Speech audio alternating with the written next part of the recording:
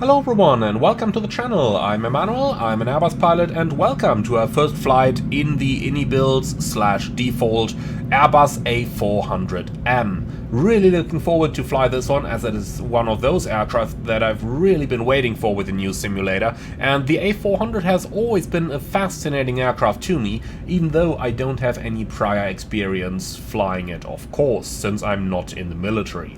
In any case, it is an Airbus, so I'm somewhat hoping that it will follow standard Airbus logic. So let's go ahead and start with a quick walk around of our craft before we are going to take it into the air. We are starting right down here at the forward entry door, which I have opened, and we can just go ahead, have a little look down here into the gear bay and the modeling that went into it. As you can see, not as detailed as the A330 is, but I would kind of expect that Airbus military is perhaps a little bit more careful with giving out too detailed information about this aircraft. Nonetheless, I have to say that the model looks really good, and, well, honestly, what else did we expect from ini-builds, right? They do know how to model after all. Alright, very nice looking aircraft over here. Now let's get to the back of the plane, and we will be talking about the cargo door in a few moments, as we are going to board it and power it up. For the time being, let's just say that the cargo door exists. Alright, T-tail aircraft. We're really wondering what that's gonna do to the flight dynamics of it, as most T-tail aircraft, especially the turboprop ones, do have some problems with the stall characteristics. But that is something that we are going to find out about in a future video. Today we want to see how the aircraft feels when flying it. One thing I can already say is that it feels superb when just looking at it. But alright, let's go ahead and go inside. And this is what the cockpit of the A400M looks like. Now, those of you who are used to flying Airbus, you will notice that it does indeed look somewhat similar to what you're used to from your favorite A330 aircraft, with a little bit of an A380 mix in here as well. We do get the standard ini-builds electronic flight pack over here, unfortunately without chart functionality, which I sure hope they can add in the future.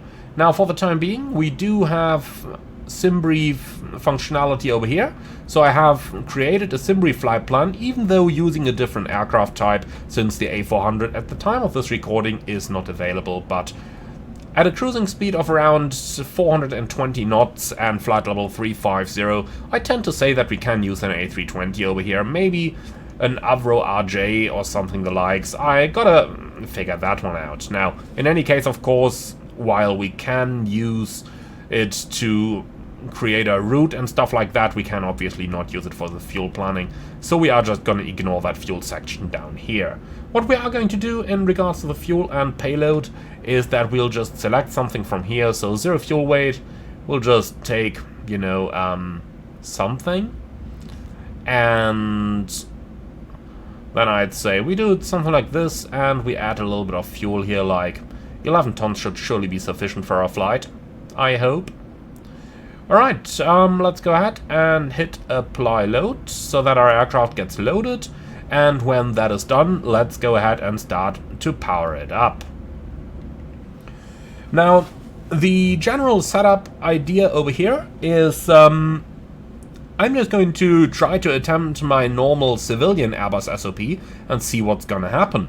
So the engine master switches are off, the weather radar controls are down here, we can't really check if that's off at the moment. Landing gear lever is down, and the engine start selector is in norm, and the wiper selectors down here and down here are off. Perfect. With that, let's go ahead and power it up, and turn on the external power as well. Screens are starting up, the FMS has already booted, and those of you who have flown the fly-by-wire A380 over the past couple of weeks may already be familiar with this as FMS. Now, one of the reasons I'm looking at this is, of course, that the A350 has a very similar FMS, so I'm kinda hoping that by looking at this we can get an idea of what the A350 by ini-builds is going to look like. Yeah, I know, I'm a cheater. I can happily accept that though. Okay. So, let's go ahead and do the APU fire test. And then let's start up our APU. So master first, wait a tiny bit, and then the starter as well. So APU coming up, let's already turn the nav light on, and then we are just gonna go ahead and run our basic system checks over here. So we'll just go bottom to top down here. So of course we gotta guess a bit, but we'll get there. So the dome lights off, the rest of the lights are set, indicators to bright is good. Anti-ice and stuff is off, oxygen is set to normal. Then we get up to the ADRS, which we are going to switch on over here. And moving further up, APU fire test is already done. Going down here onto the main lights, we've got the nav lights on. And I suppose that is all we need down here, is it? Perhaps turn the formation lights on as well. Probably won't need them, but let's see. I guess they probably look cool. But we can't really see him, apparently. Okay, happy with that. Then let's go right back in. Alright, on the other end side, temperature's normal, and the signs, emergency exit lights going to arm, and the seatbelt signs to on. On the air conditioning panel, there is not all that much we actually got to do over here. Moving up onto the electrical, again, not much to do. Fuel panel, we are going to turn on the fuel pumps. Again, lovely Airbus logic, so we can just go straight forward over here. And going further up, we've got the engine fire tests for all 4 engines. Look at that, guys, we are finally flying a 4-engined Airbus. Alright, and APU availed, so let's turn the APU bleed on as well. Moving over to the right side then, this is where things are getting more interesting. Cabin pressure is set to auto. And the smoke detection system is all on auto as well. Now moving further up, this is where things do get interesting. We have a direct law switch over here. Something I've never seen in any civilian Airbus. They do their best that we don't get into it. I do suppose with an aircraft that is potentially subject to combat situation, it might be a good idea just to have that override of the flight control computers. Okay then, let's move a little bit further down. And we'll just have a quick look into the flight plan down here, because I want to find the section with the weather in, or we just do it like this. So, Cologne, update the weather please, and we've got a QNH of 1000. So let's go ahead and dial that one in. Okay, QNH 1000. Over here and over here, all the switches are in norm. Moving further down, I suppose ground spoiler and disarm isn't actually a bad idea at the moment, is it? And the anti-skid is on, landing gear lever down, auto brake off, and the display brightness is looking good. Moving further down, we'll get to this in a few moments. So down here, amongst others, this stuff is not simulated. Lighting controls, okay, fair enough. Parking brake is down here. And then we've got our ECAM control section, including the electronic checklists. So let's go ahead and have a very quick look over here. So checklists, before start checklist, for example. Now we can move the cursor around over here, or at least we should be able to.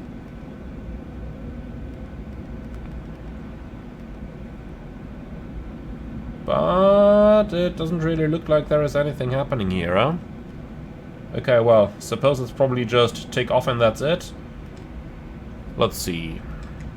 So abnormal checklists are not simulated, tactical is not simulated. Well, then it's just the normal checklists we've got over here. We can tick them using that little check marker down there. But we are just gonna ignore that for the time being. Alright, ECAM pages, we'll have a look at in-flight. Weather radar controls are all off, and that's it.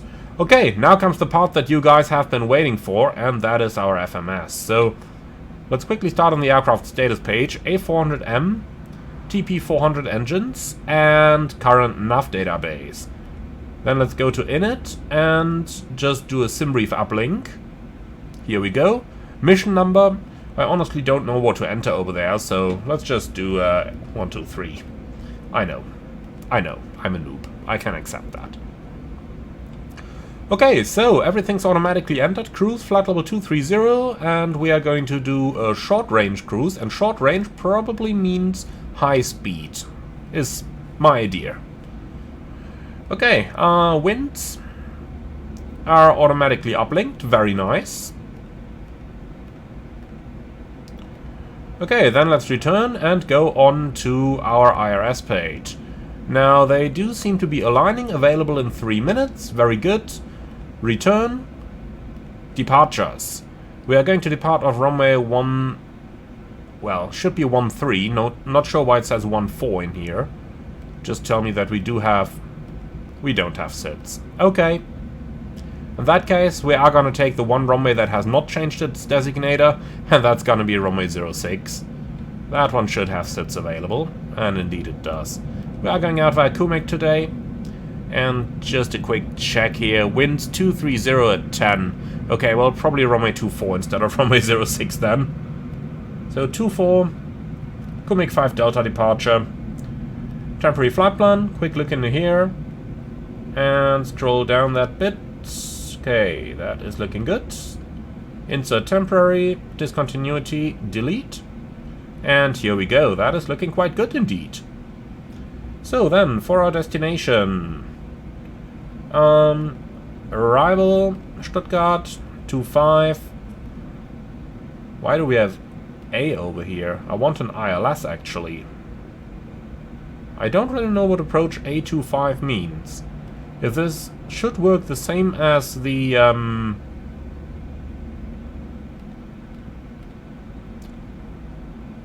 A380, then I would expect my ILS approaches to show up here, but for some reason they don't. Okay, well, we'll take what we have for the time being. But look at that, no star, no via, and nothing available in here as well. Well, that might be a bit of an issue. Let's just scroll down a bit to see what we actually have here.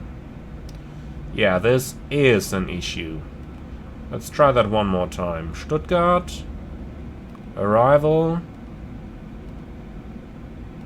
25. Okay, I have no idea what's going on here. But let me just try something.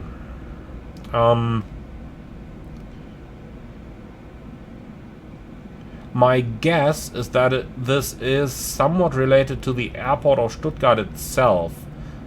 But Stuttgart didn't have any recent changes. Like in Cologne, the reason we had problems in Cologne is probably because of the renaming of the runway. So what used to be runway 14 and 32, due to the change in the magnetic North Pole's location, and therefore the change of the magnetic variation, is now called runway 13. For that reason, it's probably not able to find any SIDS or stars in here. But in Stuttgart, we haven't had such changes, so I would expect Stuttgart to work just about fine. If it doesn't, then I'm not actually sure why. Well, let's go ahead and continue with the setup over here. So nav aids, well, we don't really need to put anything into there. Fuel and load, that's going to be the next important one. So down here, let's go to the fuel and payload section. And then we've got a zero fuel weight of 96.2. Let's go down here, zero fuel, 96.2. And the CG, well, it's calculating 28.2 for the gross weight. Let's see what the zero fuel CG is, 26.7. So let's do 26.7. Enter. Okay, block fuel is 11 tons. And the reserve fuel, let's just say 5%. Here we go. Not sure why that reads 0, but we'll just keep it at that, shall we? Okay, so let's go ahead and clear all that good stuff, and then we can continue with our performance information, please. So let's go into here. So runway 24, we've got the full length available, and then takeoff performance computation. Let's hit that and insert takeoff data. Very good. So that was pretty easy. For the climb page, I think we can keep all the standard stuff down here. And the en route stuff we'll deal with later. That's it. Okay, last but not least, let's go up to the secondary flight plan, and we are just going to import that from the primary, and I think that's all we need in here. Happy with that. Okay, perfect. So then let's just select the performance page on this side. And I think on the other hand side, if we go for the flight plan page, that should reflect our standard setup. Last but not least, we've got a takeoff shift up here, which is boxed, so let's insert something. Interesting. Boxes normally mean it needs an entry, but it doesn't accept 0. Can it do 1? No. Well, that's a bug. Fairly sure, at least. Not 100% of course, but if it needs a shift, then it should also accept some entries, right? 100 meters? Well, it does take that. Okay, anyway, we'll just accept that and move on from here. So basically, I would say we are about done with the setup down there. Let's go up here. Initial climb 5,000. The rest is gonna be managed. PFD is showing good as well. And I think then we just need the QNH, which is 1,000. And that should be it for our setup. Now, if you want to change the configuration of your nav display, you can do that right up here. So for example, if you go in the nav, over here we can select things like constraints or airports or whatever you like. In here then, we've got the range change on the small knob, and we can change the mode on the large knob. And I think the mode is available somewhere over here as well. With things like the vertical situation display over here, which is quite useful. You can get rid of it, of course, if you want to. Or you can, for example, select the weather radar and stuff like that over here. Okay. I'm just gonna go to the standard mode over here, though, as that is kind of what I'm used to from my favorite A330. Okay, so that's that stuff. Now, let's go ahead and make sure that we are actually able to operate the cargo ramp. For that, according to the manual, you've got to turn on the blue hydraulic system. So we've got hydraulics up here, but no electric pumps. There's got to be a switch for the electric hydraulic pumps. And here it is indeed, ground hydraulics. Okay, let's turn it on for the blue system. And now, let's go ahead and open that cargo door. Without the hydraulics, that is not going to work. So very important that you do indeed run the blue hydraulic pump on the ground in order to be able to access that cargo door. Okay, so now that we know it works, let's go ahead and close that up, close that up. We are running on the APU, so let's remove the ground power unit, and then we can remove the GPU, remove the chocks, please. Which, in the A330 at least, only works visually from out here. Well, happy with that. So let's go back inside. And here we go. So all the chocks are removed. And that is looking generally good. Okay then, perfect. So that's our basic setup complete over here. Now, I do want to do a very quick flight plan check here. So let's just use that brand new EFB that we've got down here. So we've got Cologne. Let's go down to the charts, clipboard, and we're looking for Cologne. Charts, runway 24, and sit chart runway 24. And just look at that. I just love those Lido charts. I really do. In my opinion, the Lidos are the best charts available. So, very quick check of our route, just like we do it in the real world. You go straight ahead to Delta Kilo 021, above 1,100 feet, maximum 220 knots. And if we go onto here, and let's see. There should be a 220 knot restriction there. Well, let's just use the plan mode over here then. No change, here we go. Okay, so Delta Kilo 021, above 1,100 feet and maximum 220. Left turn Delta Kilo 022, maximum 250. Delta Kilo 024, above 4,000 feet. And then we can move along the plan over here. Right, from there we continue towards Kola and then to Kumik. Now there should be an annotation chart available where we've got things like the initial climb located on. Let's see if we can see that real quick.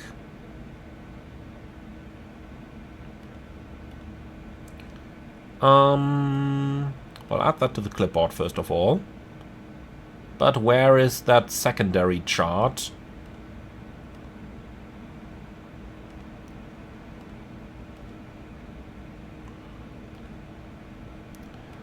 Together with this one, which is the visual representation, you should have a textual description as well, which is normally located on a second chart.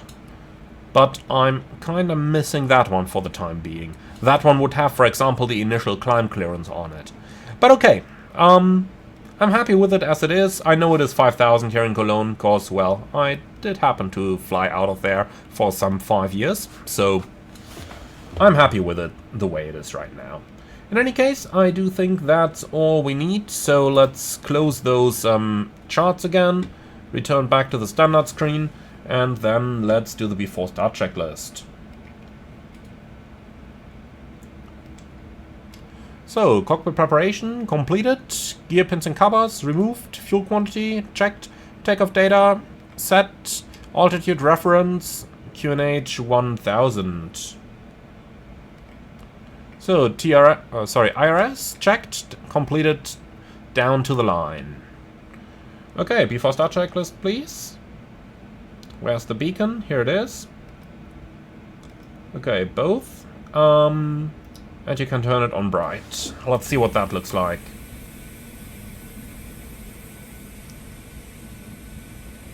Up here it is. Barely visible at the moment. You can kind of see it if you go to the full 4K resolution. Here it is. Okay.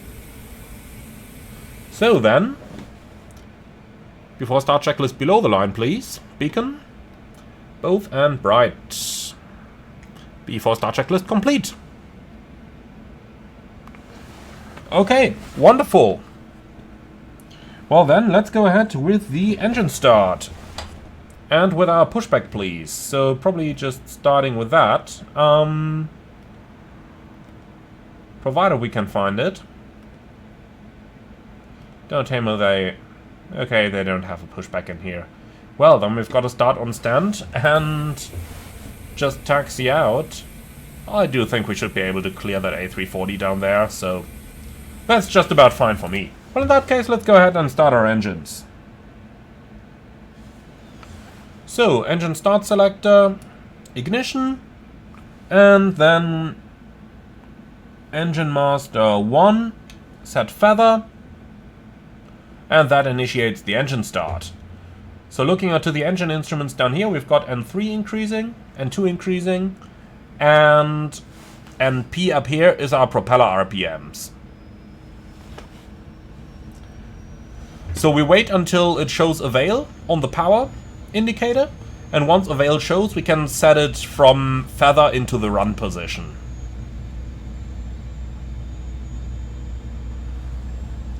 And thereafter, repeat with engines 2, 3, and 4. Okay, avail shows, and run. Okay, engine 2 start. Now, a quick explanation, as engines that have an N3 are something that haven't been around in flight simulation too much. N3 means nothing more that the engine actually has a third spool inside. So you've got NP, which is the propeller RPMs, and that obviously equals the RPMs of, well, the spool where the propeller is mounted on. But the engine then has a couple more inside, which basically work just like your standard favorite jet engine. Because essentially that's what a turboprop is. It is a jet engine inside. So the N3 is like the innermost spool, the one that rotates fastest. Then you've got an N2, which rotates a bit slower. And then you have an N1, which is what the fan is mounted on in case of our aircraft, which is the reason it's called NP for propeller. Yeah, sometimes you do think Airbus is smart. Just sometimes though. Okay, the engine is available, and engine number 4 is coming on as well now.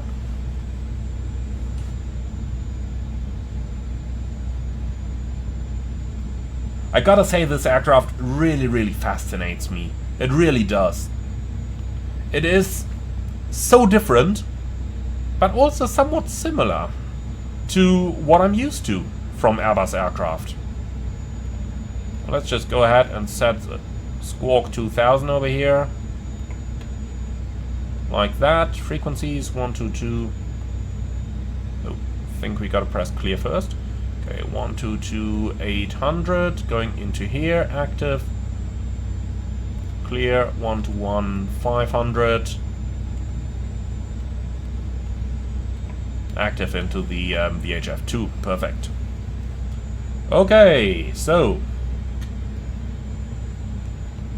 that is 4 good engine starts. Then let's see. Engine start selector norm, APU bleed off, APU off. Anti-ice is, well, we can turn that on after takeoff. That should be fine. Okay, so auto brakes, high RTO, ground spoilers. Now where are those located? Oh yeah, up here. Ground spoilers armed. Yaw trim down here. Reset. So flaps, position 1.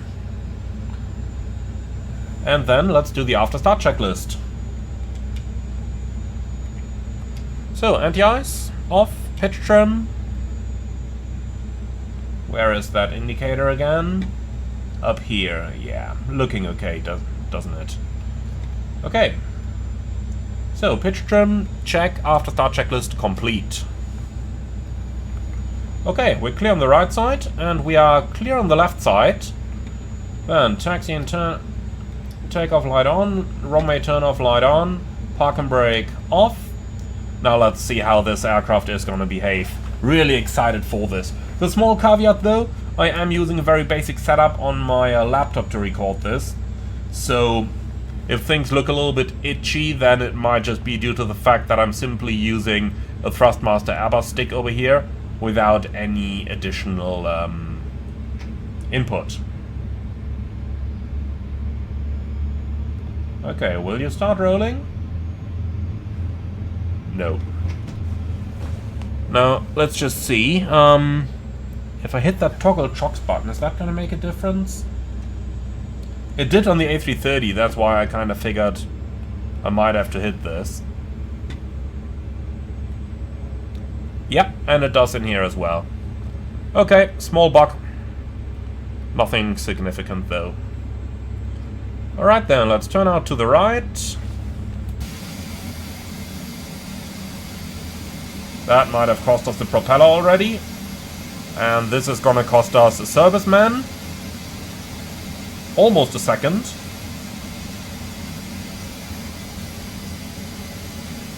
Alright, so off from the government terminal at Cologne-Bonn Airport.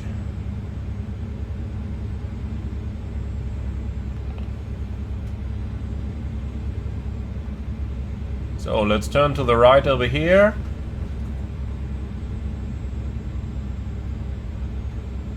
No clue why there is a fuel truck standing on the taxiway. Oh, and he's leaving. Perfect. Okay, we are going to backtrack runway 06. That's just the quickest way of taxiing over here. So let's see. Strobe light. Bright. It's funny how all those lights have a dim position. Suppose you don't want to give your position away in military operations too easily.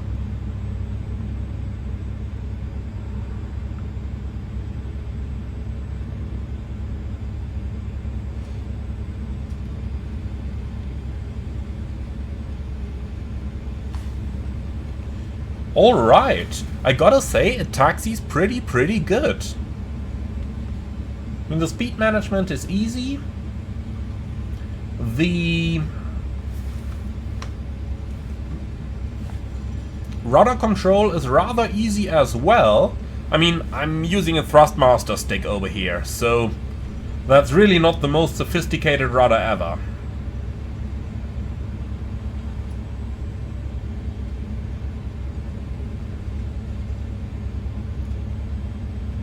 The runway is a little bit more bumpy than in the real world though. The textures are looking really good though. I mean, just look at the runway textures down here. That's amazing, isn't it? Really amazing. Excellent level of detail. The same out here, if I'm just looking at it from the outside view. Wonderful. When those servers work, it seems they did a good job after all, despite everything the critics said in the beginning. When things are coming together, I think they are coming together pretty nicely with this simulator. Okay. Got a bit fast there at 56 knots. But look at that, when you go back to idle, not sure if this is actually a beta range on this aircraft, then your speed goes back pretty well. Even though right now I'm applying my brakes, of course. Okay, let's turn it around.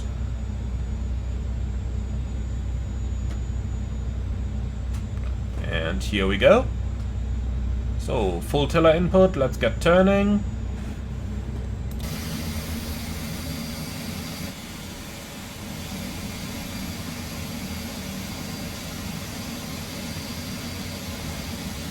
Now here is one very positive impression. It is not skidding. Contrary to MSFS 2020, the new simulator doesn't seem to be skidding too easily. That is quite an improvement. Alright, let's just stop over here for a moment. Flight control check. Full up. Full down. Neutral. Full left. Full right. Neutral. Rudder. Full left. Full right. Neutral. No updates to the takeoff briefing. And let's see what kind of checklists we have available here before takeoff is next. Okay. So for the lineup, let's see. Weather radar on. With the display on both sides, please. And then we've got our strobe lights on. And, well, only thing missing is the TCAS, which I think we have over here. Above mode, please. TCAS on. And transponder 1 is selected. Okay, before takeoff checklist, let's see if we missed something. Flight instruments checked, flight controls checked, briefing confirmed, V1, VR, V2, 122, 122, 133. And IFF set, radar, transmitter and predictive wind shear on, windows closed. And then we're down to the line, so below the line, takeoff runway. That's 24 full length. Loadmaster advised, packs 1 and 2. Well, it is an Airbus. I do suppose we are going to turn them off. So, packs 1 and 2, off, and before takeoff checklist, complete. Alright guys, I'm excited. I'm really excited. A400. I never thought I'd fly a plane like this. Ever. Alright, let's give it a go, shall we? Landing lights on. Park and brake off. And then I'd say, take off.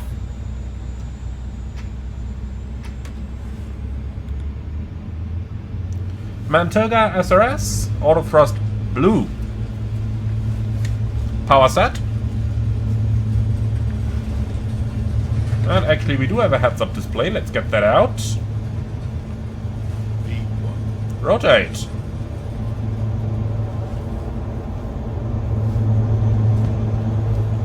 Positive climb. Gear up. Nav. Checked.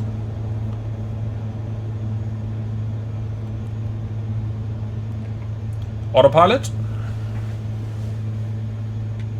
The reason I'm using the autopilot so early is because I really want to be able to focus on the aircraft and the operation here. Once we get more comfy, we are going to use less automatics. Okay, power max climb, flap 0. Speed checked. So, air pack 1 and 2 off. Yeah, you're getting them now. Pack 1 on. And pack 2 on. Alright, looking good. So then, let's climb flight level 140, which is the standard on a Cologne departure.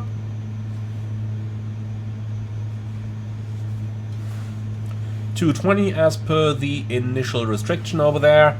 Now let's look at it from the outside for a moment here.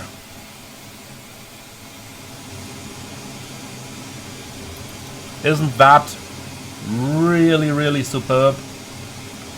I absolutely love it. Okay, let's go back inside, set standard. Standard cross-checked, passing flight level 61 now. Okay, temperature is -2, engine anti-ice on. And I suppose that requires the prop anti-ice as well?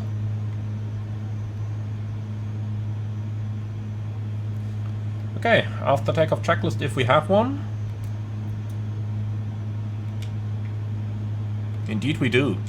Okay, so altitude reference, or altimeter reference, standard, engine start selector,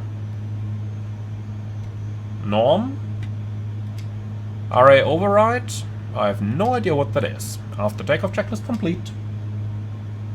Yeah, I know. That's the way you do this, right? Okay, engine anti-ice off, please.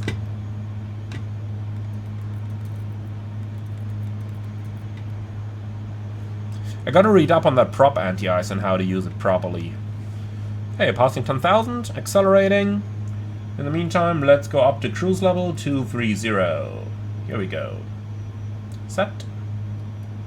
Funny how you can use it in steps of 50 instead of steps of 100s here. That's Airbus, I suppose. It is not your standard Airbus after all.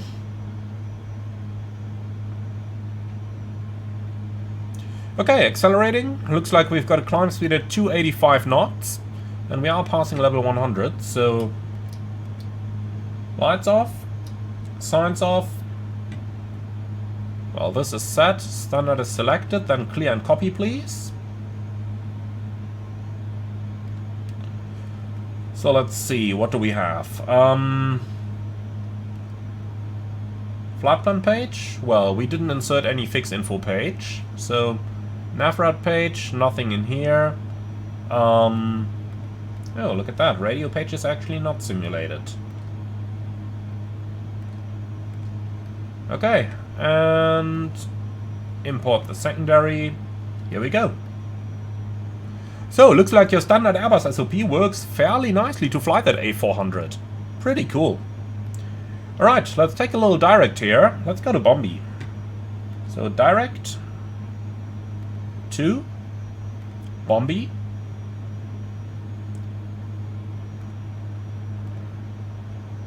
And insert. Nice.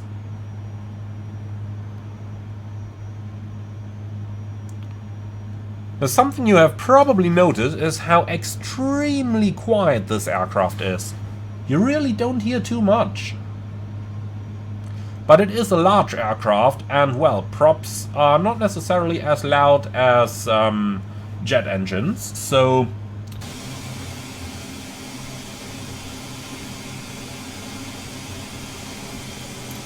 I tend to say this may actually be normal.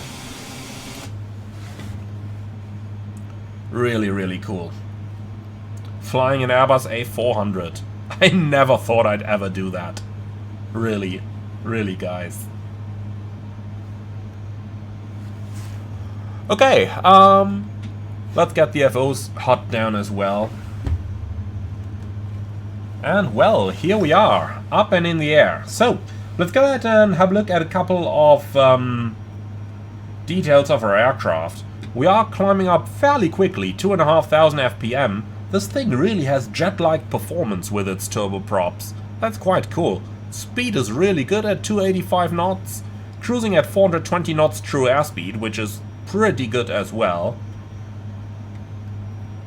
Let's have a quick look down here in the FMS. So we go performance.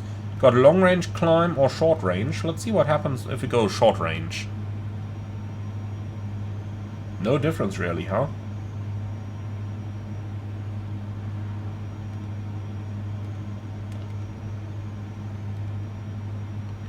No, doesn't look like it.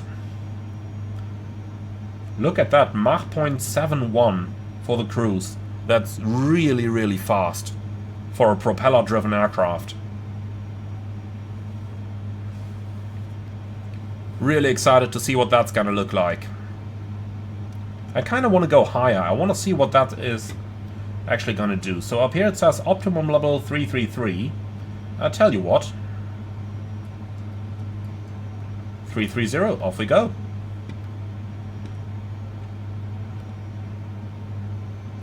So, prediction of flight level 330, and we've got our cruise blue. I'm just surprised that we don't see new cruise out down here, which I would have expected at this point. If we go to init, it has not updated the cruising altitude. Okay, then we do it ourselves. 330. Back to performance. Looking good. Look at that rate of climb. That's really good, isn't it? Apart from that, let's go ahead and have a little look around our cockpit. Looks like the top of descent is pretty close already at like, what do we have there, 80 miles or so? So, we already talked about how this cockpit is fairly similar to your standard Airbus cockpits. Of course, on the first glance, it looks rather different. But overall, it's a fairly similar logic. And I really have to say, I didn't attempt to record anything or even look at the aircraft before starting this flight, so everything you see in here is based on my A330 type rating, my experience with the fly-by-wire A380, which of course has the similar FMS and stuff. Well, and that's it. I don't think that there is anything else taking influence over here on my operation of the aircraft, but it does fly really, really nicely. Really gotta admit that. I'm surprised. The only thing that bugs me is that we are not able to insert any landing runway at our destination here. Let's see, let's go flight plan once more. Destination Stuttgart 25. Arrival. We just don't have anything else in here. I tell you what, let's go on the secondary. I want to try something. I want to see if this is airport related or a general bug. So on the secondary, let's say from Kilo Romeo Hotel, new destination. Let's do Zurich.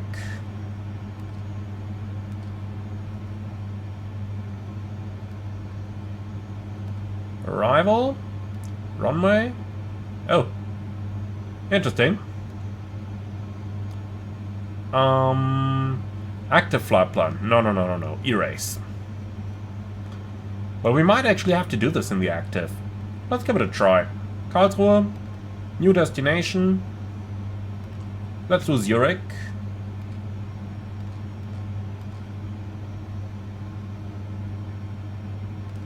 So after Karlsruhe, we now have Zurich. Perfect. So, arrival. Runway 14. Approach. ILS. Huh. Via relax. Well, I'll tell you what.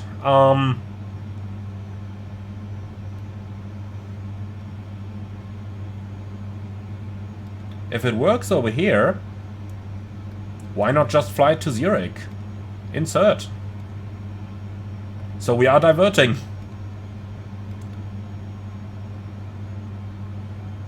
Even though I want to give it one more attempt. Let's try that again. Karlsruhe, new destination. Echo Delta Delta Sierra.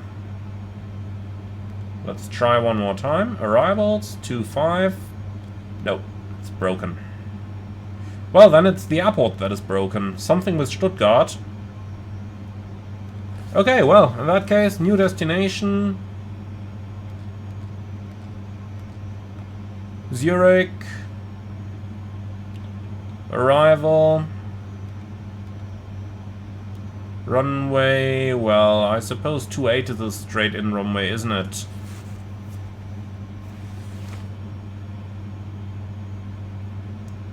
Or actually, no, 14. We stay on runway 14.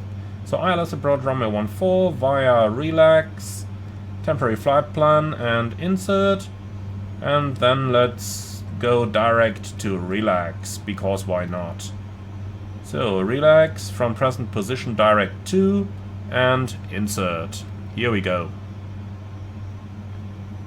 So, new top of descent is around 100, well, around 80 miles out. Is that 80? No, 90. Yeah, okay, top of descent at 80, roundabout. I am happy with that. Okay. I suppose we do the rest later on, as we are in cruise. For now, we are still climbing pretty nicely. 1,600 feet a minute, passing level 290. And look at that speed, Mach 0.71. And cruising at, or climbing at 412 knots true airspeed. Which is really amazing for, well, a propeller-driven aircraft.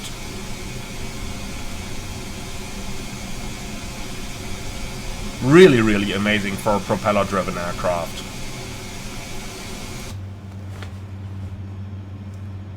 So what's the weather up here? Minus 51 degrees, so nothing to worry about in terms of our... icing conditions. A little bit of crosswind here, 100 knots. And you can nicely see how you have that huge crab angle of... what's that, 15 degrees to the right? Quite impressive.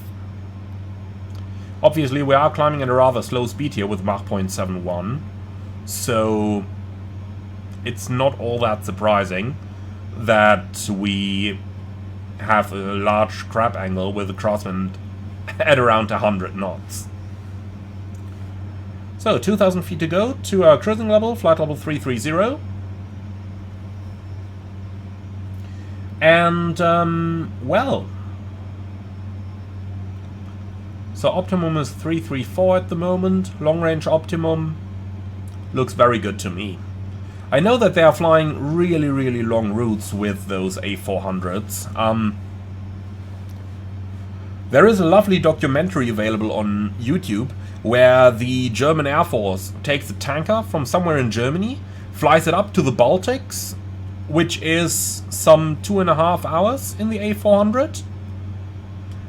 Then they do aerial refueling over there, as the aircraft itself is actually a tanker. 1,000 to go, by the way. So they do an aerial refueling, refuel a fighter jet, and then they fly back, which is a 7-hour mission. 7 hours. And they gave away some of their fuel. And the aircraft probably has an even longer range capacity, so that is really, really amazing.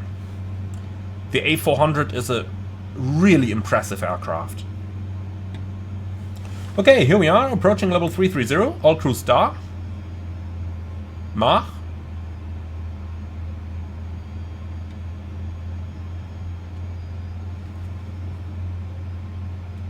All crews. So, flight level 330. We have made it all the way up here. Awesome looking airplane, isn't it?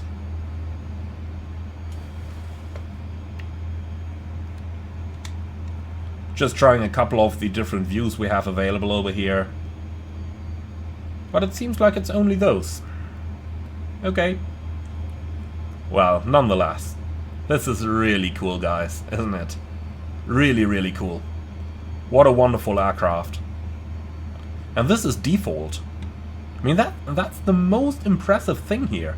This entire aircraft is default.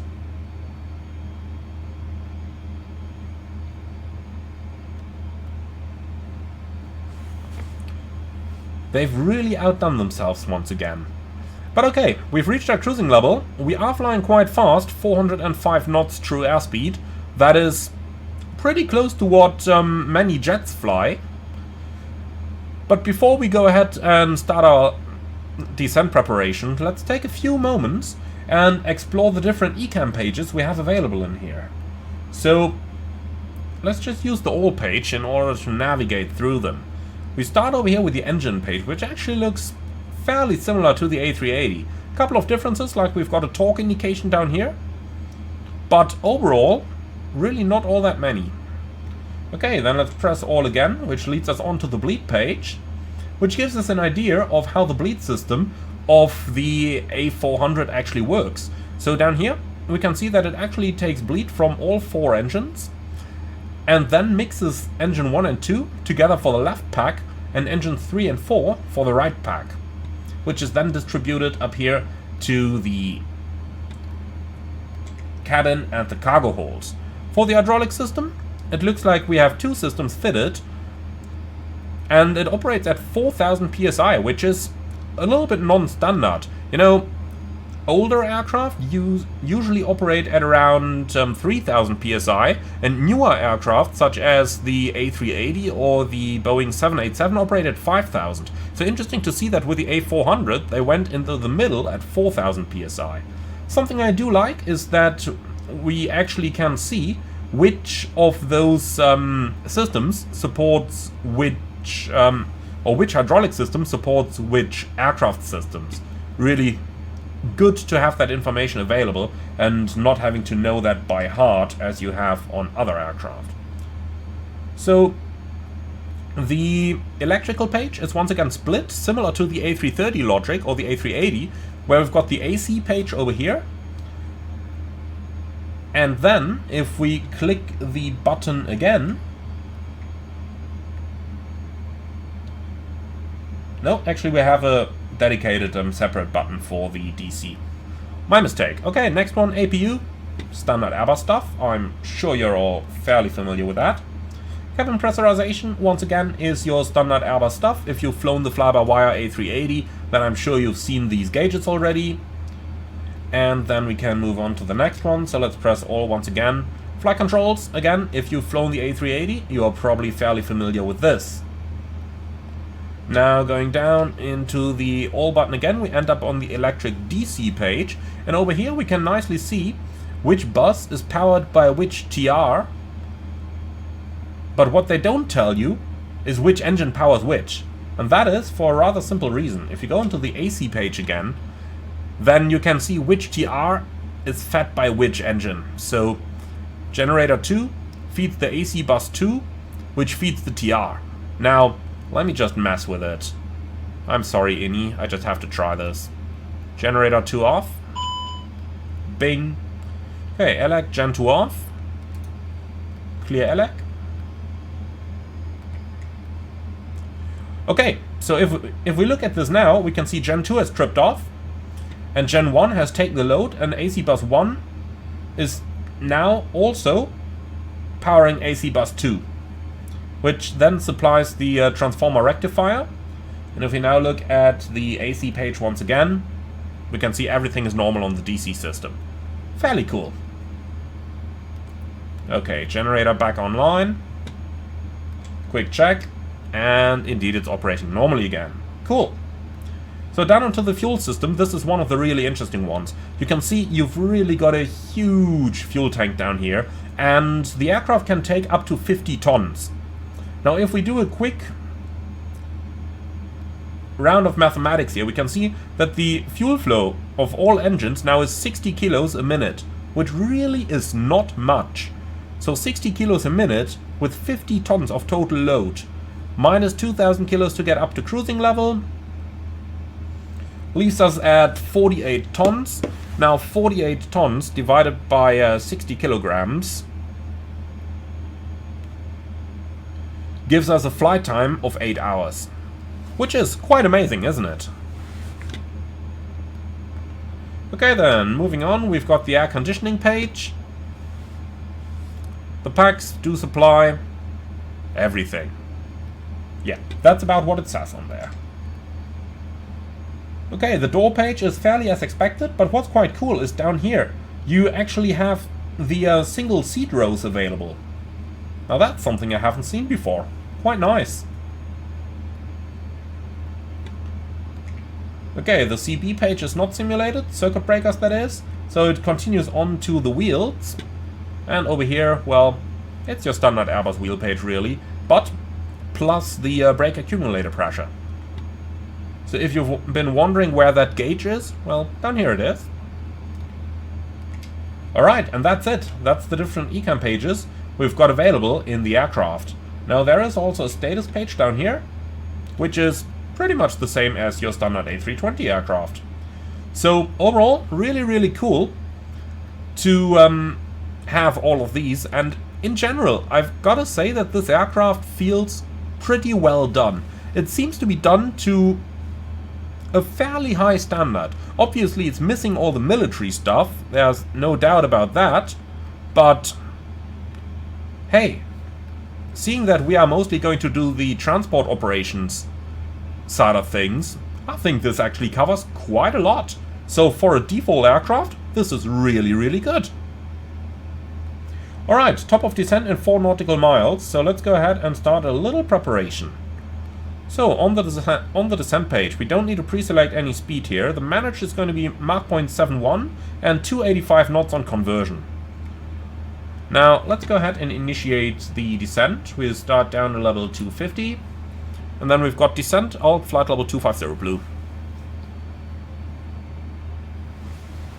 So that's descending pretty slowly. But here we go. Getting into it. Nice and smoothly. Now that's cool.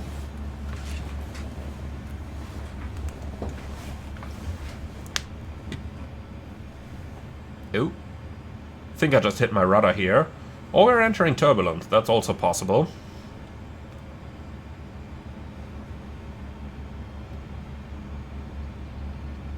So, going down to level 250. And I tell you what, let's do a little bit lower. I think level 180 is the level where they hand you off to the arrival controllers. Well then, let's go ahead and grab our arrival charts so that we can start to work on something. So, we are looking at Lima Sierra Zulu Hotel. And then we are looking at the charts, please, for runway 14. Well, arrivals, approaches, 14. So, enough transitions to runway 14, that might be interesting, or just the standard approach chart. Let's see the standard chart first. Here we go. And I think that's actually what we entered, so we are just gonna stay with this.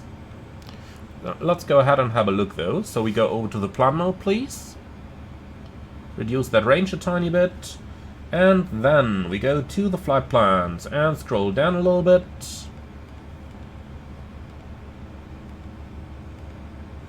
So from relax towards Edumi above 7,000. And we are descending through clouds, so anti-ice on. Here we go. Alright, so relax, Edumi above 7,000, Trazadingen above 5,000, and then via Zulu Hotel 413, maximum 210 knots onto the final approach. Starting at Osnem, 4,000 feet, and that's what we have down here, 3-degree glide.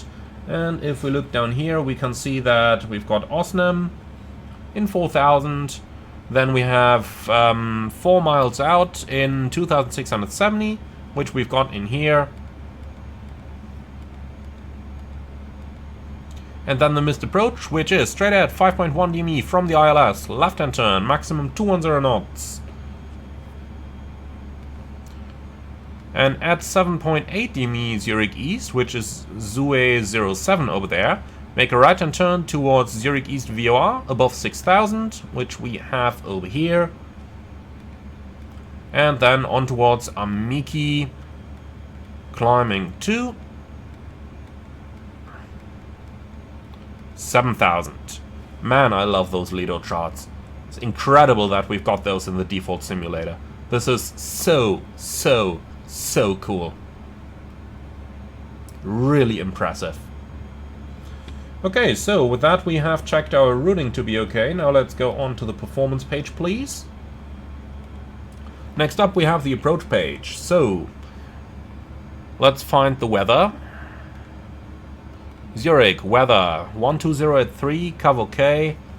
Well, that's not quite the correct meta though. This is not the time and date at which I'm recording this. Well, nonetheless, let's use what we have available.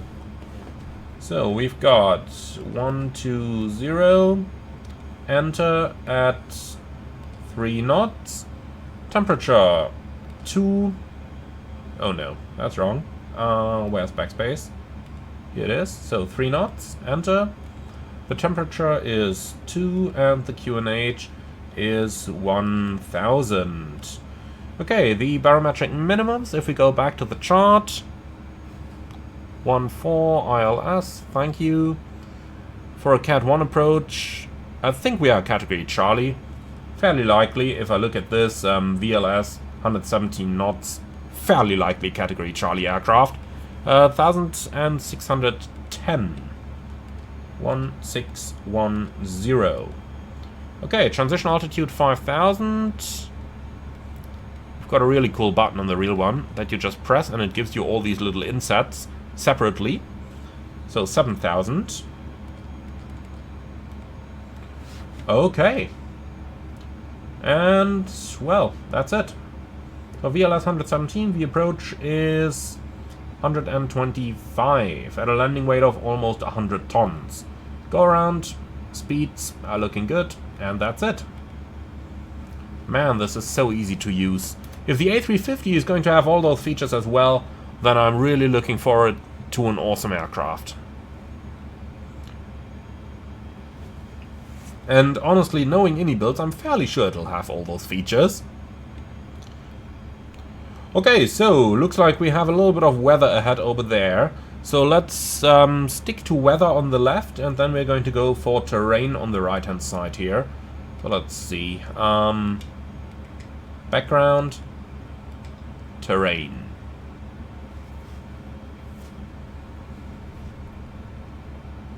Well, that looks rather ugly. To be honest, that looks rather ugly, that terrain. Huh.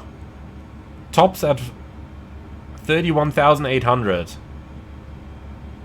There is no terrain on planet Earth that is that high. The highest MSAs are around there, but not the mountains in the south. The Himalaya isn't that tall.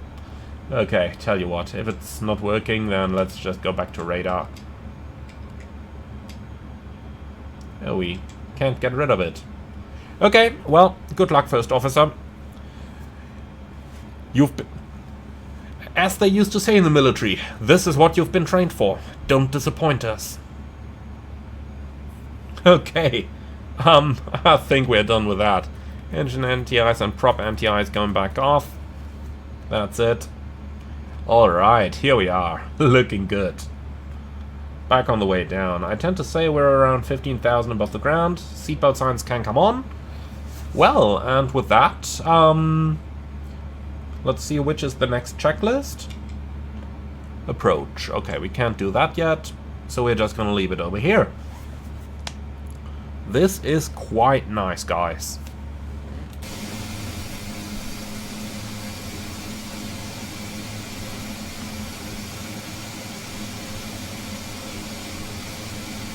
I mean, look at that. That's just awesome, isn't it? That's just really, really awesome.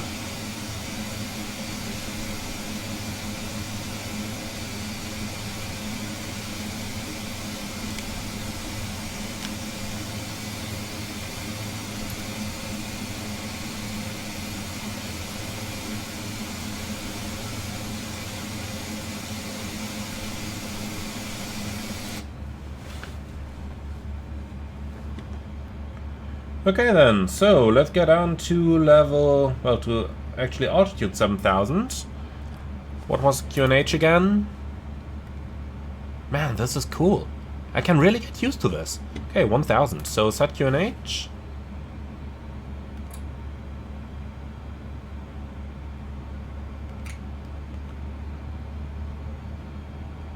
So, QNH 1000 cross-check, passing 14,000 now. Checked. So, constraints are selected and selected.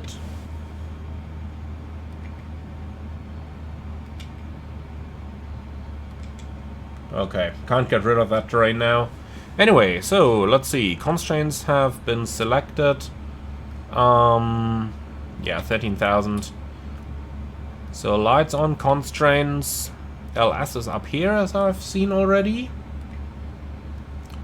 And that's it. Okay, approach checklist, please. Briefing confirmed. Ecom status checked. Nav mode checked. Altitude reference QNH 1000. Terrain awareness system is on minimum. We've got Baro 1610. Okay, engine start selector norm. Approach checklist complete. Now, in case you're wondering why on earth is the terrain awareness system on here, well, that has a reason.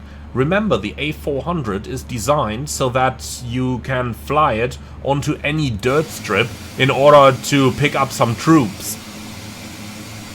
And in case you're landing off any airfield, somewhere in the dirt, you definitely want the terrain awareness system off, otherwise it's just gonna start screaming pull up when you're getting close to the ground.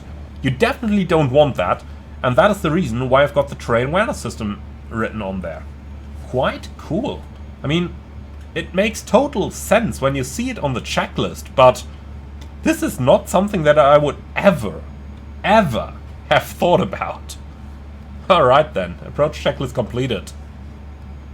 So, approaching 10,000, time to start reducing our speed towards 250.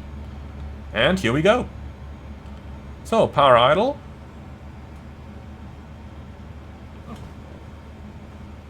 We've already done the 10,000 foot flow. Easy going.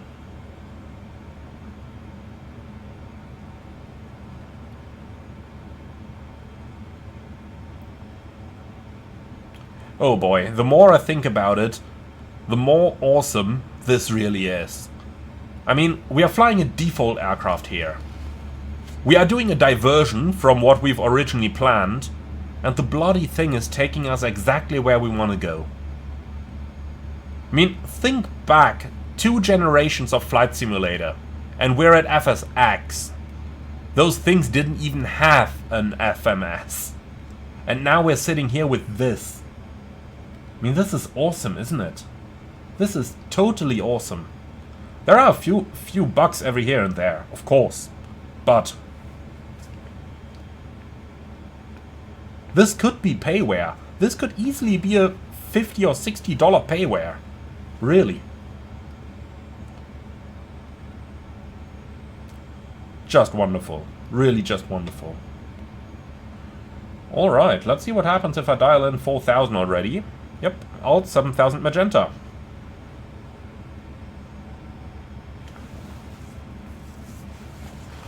Okay, so going down, and all I can say is, with all these features working, I'm really looking forward to what IndyBuilds is going to turn this into on the A350. Well, there is one piece of critique though, something that I did notice, and that's the vertical situation display here, which, I don't know, on the climb out it had that vertical bump there where it wanted to go up high and then back down low, which was strange, but for now this seems to be going rather well over here. I am kind of surprised that I don't see any constraints on here though, but that may be a feature, not a bug. Just to mention that. So overall this is pretty cool. Pretty cool indeed. Might just fly down like this then. All constraint star. Something we forgot to select earlier on is the auto brake. Let's just select auto brake low down there. Not that we really need it, but you never know. We can still disengage it early, but I want to see how the aircraft's going to perform. So, descent 5,000 magenta. But as much as I just said how good the aircraft is, now there's the bug. There should be alt armed in magenta down here.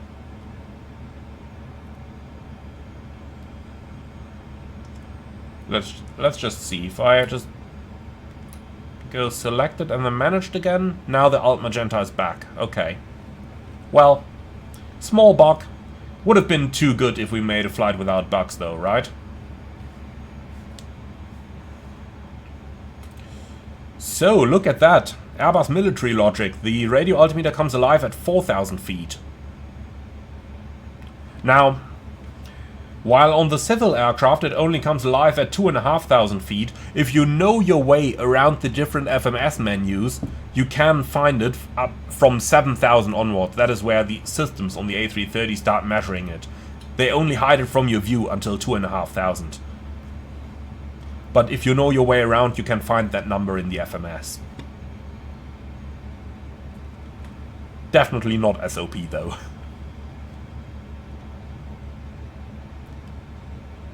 Okay, so we're on the base now, and once we start our final turn, and once we actually receive the ILS, actually let's see if that frequency is accurate. 108.1. ILS 14 please. Nope, should be 11175. The A330 also had that problem. Yeah, it didn't tune anything. Okay, frequency. 111.75, enter, and the course is 134. Enter. Okay, now we receive something. That is looking much, much better. Okay, perfect. So, the approach phase is activated. We are slowing down. So, Cath3 dual, autopilot 1 and 2. Lock star, glide slope blue. Slowing down nicely. Alt star.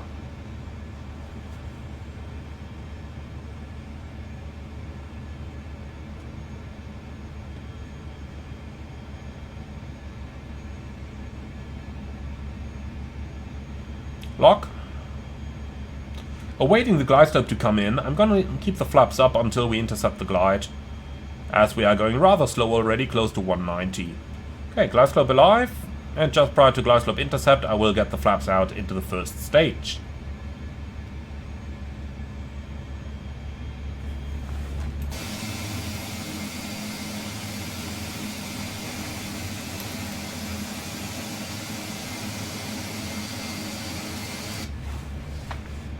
Right, flaps 1. Speed checked.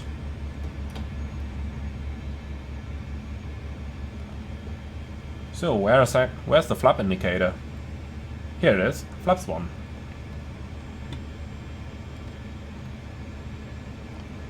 Okay, reducing speed nicely, glide slope star. Or on altitude initially 6,000 set. Actually, should be 4,000. Let's do 4,000. Okay, runway is inside. Glide slope capture. Okay then, flaps 2. Speed checked. Flaps 2.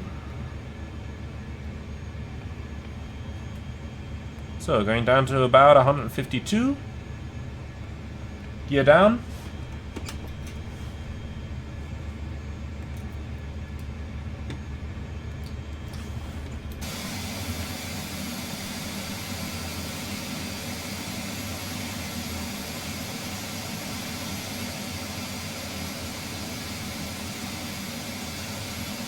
Wow, those gears are coming down slowly. For a short moment I was like, is it broken? Man, look at this again. So beautiful.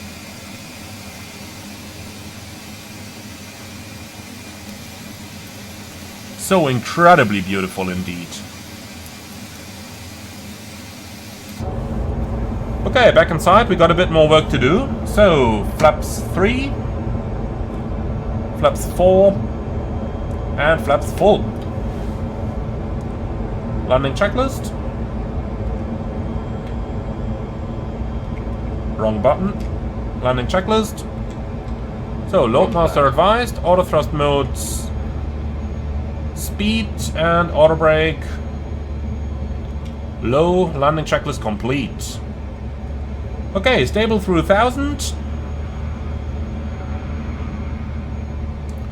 Then let's turn off the autopilot and have a little bit of fun.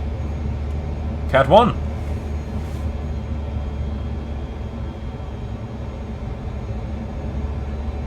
So, my very first landing on this aircraft. I have no idea how this is gonna go. First handling impressions as well. And it feels quite sporty. I mean, this thing weighs 100 tons right now. But it really does react very quickly to my control inputs. Land. Oh, hello there. Opposite traffic. 300. And once again, we have a complete mismatch between the glide slope and the poppies. Look at that. And I can tell you straight away the poppies are right over here. We are much, much, much too high. Continue. 100. Yeah, shut up, GPWS. 50, 40. 30. 20. 10. Ooh! Man, we lost a lot of lift when I retarded those power levers. Okay, manual brakes. Man, those scenery servers are not doing a good job right now. Cabin pressure, forward outflow valve not open. Yeah, disregard that for now. Well, that was interesting. I suppose the servers are probably a little bit overloaded right now. But it's unfortunate that this kind of stuff has to happen. I mean, if it can't download the data, it should have some defaults to fall back, right?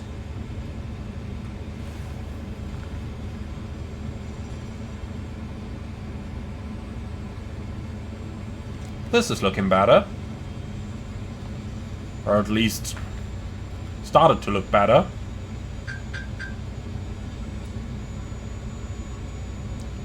Okay, runway is vacated. Let's stop it over here. That gives the airport a little bit of time to load as well. And in that time, we can do the after landing procedures. So, flaps retracting. Transponder probably on to no. That one goes off, that one stays on. Okay, ground spoilers off. Landing lights off. Strobe light. Also off, APU start. And I think that's everything we need to do up here. Is there an after landing checklist? Oh, and the weather radar, of course. Yes, there is. After landing checklist. Exterior lights set, TFF or IFF set, radar predictive wind shear off, after landing checklist complete. Interestingly enough, even though it says radar, transmitter and PWS off, we still get weather indications here. That's probably not realistic, unless it can download them via the SATCOM or something. There's of course always that option. And look at that, all of a sudden the airport looks a lot nicer. Too bad it didn't for the landing. That's where it would have been good. Oh well, I guess you just can't have it all, right? Look at that, A310, 737 MAX. Just wonderful.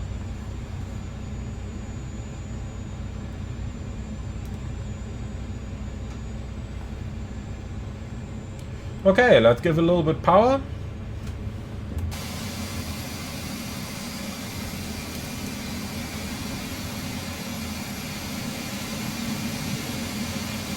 It just looks so cool to be flying an A400. And I've gotta admit, it flew really well. It really did. The only thing we messed up was the landing, but let's be honest over here. Even though we were on the indicated glide slope, just by looking outside the window, we could easily see that the glide slope was so incredibly wrong. If we did things realistically here, this would have been an unstable approach, because we would have been far, far outside the tolerances for the ILS approach. But well, looks like ILSs have indeed not been fixed in MSFS. Those still seem to be an issue. Okay, you wanna go? No? Okay, then we cross.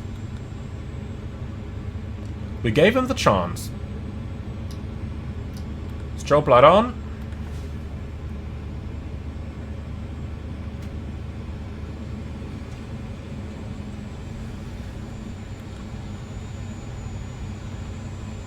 Is that an MD-11 over there? Lovely.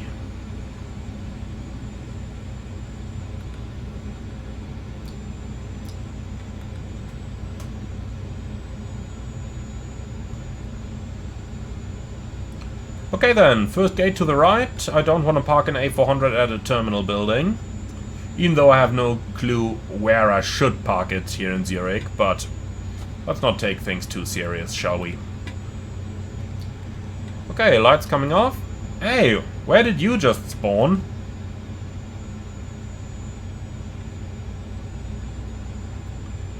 So, just looking at the custom airport over here.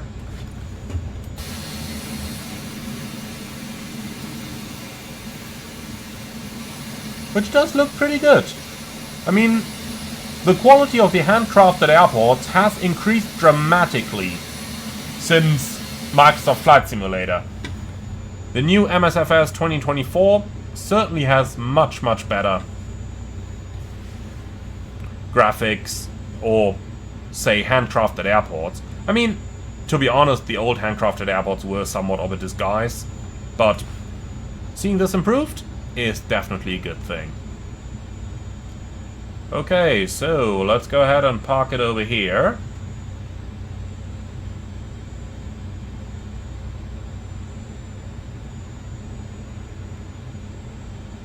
No martial law, but well, we just go forward to the stop point then. Of course, we would not do that in the real world. We would not have turned into the gate, but let's not take things too serious here, shall we? Okay. So, stopped, parking brake set, APU bleed on, and then 4, 3, 2, 1 into the feather positions. Props are running down. Looking good, and off.